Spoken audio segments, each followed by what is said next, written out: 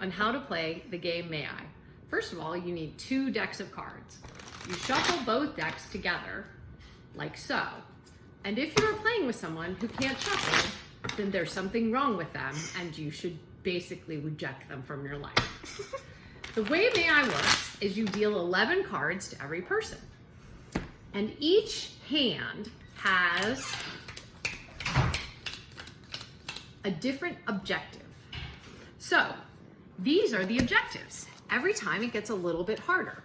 The first objective is 2 sets. A set is 3 of a kind. The next objective is 1 set and 1 run. A run is 4 in a row of the same suit. Once you achieve the objective, you can go down. When you go down, you set down in the first hand your 2 sets, and then you have the rest of your cards sitting there that you have to get rid of.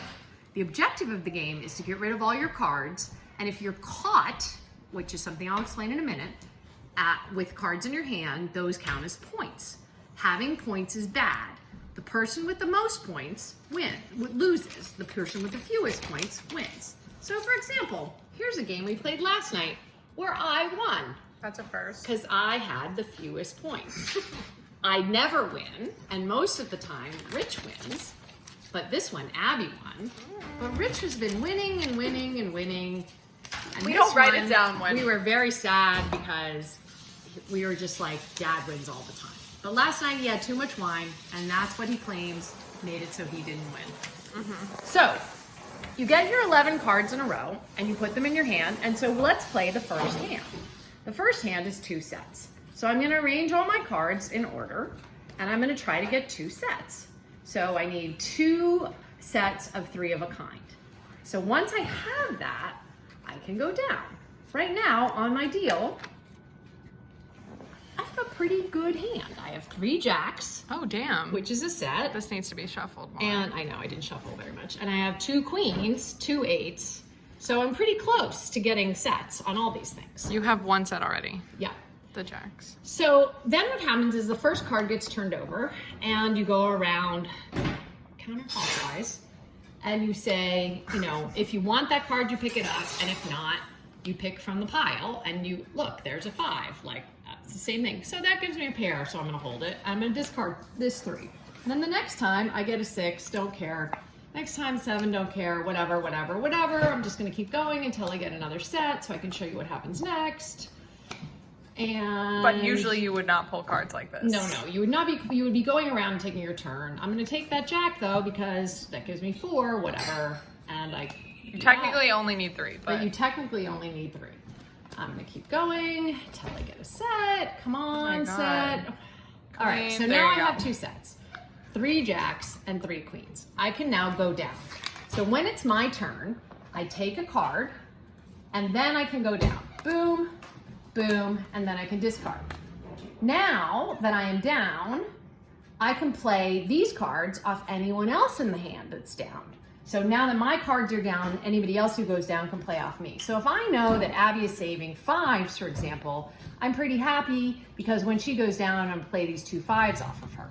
so you would put them down like on their set right here. Correct. So Abby's got 5s, I play them on her. Rich has 8s, I play them on him. And now let's say I want to go out. This is how you win.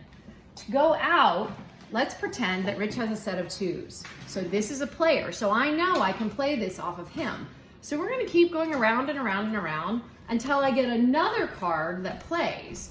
And if I don't get another card that plays, I just have to sit here and be like, blah, blah, blah. Ooh, but there's a queen. The queen plays. So I go out by playing the queen and playing the 2, and I win. Anybody else who has cards in their hand still, those count as points.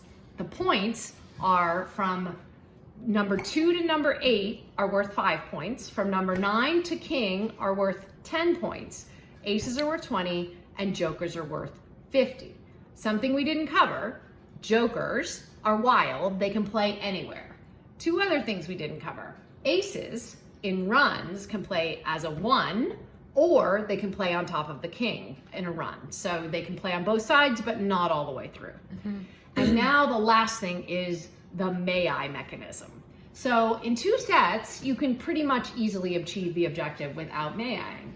But if a card comes up that you want, but it's not your turn to get it, you can do something called may I, and you could do it 2 times for every single hand. And what that means is, so let's just say that Abby discards a card to Rich, and I really, really need that card. I can say may I, and unless Rich wants to pick that card up, he has to allow me to take it. I take it, I also take a second card off the top of the pile. So I now have 2 extra cards in my hand, which are bad because that's points, but it's good because I got a card I want. And then took a penalty card. And with a penalty card, right? Yeah. So you get 2 may I's in every hand, and you don't, normally people don't really use them in 2 sets, and you really do need to use them by the time you get to 3 runs at the end because it just gets harder and harder. And let's see, is there anything else I didn't cover? Oh, you have to swear a lot in this game. If there are certain things you need to say. You need to get mad at whoever's winning. You have to be very vindictive if they're winning and go after them. You have to tell them to fuck off if they're really, really winning a lot. If you have like big problems in your hand, you have to talk about how you have gaping holes in your hand. There's all kinds of very necessary behaviors. It's that have to really accompany good this. for getting your anger out on your family.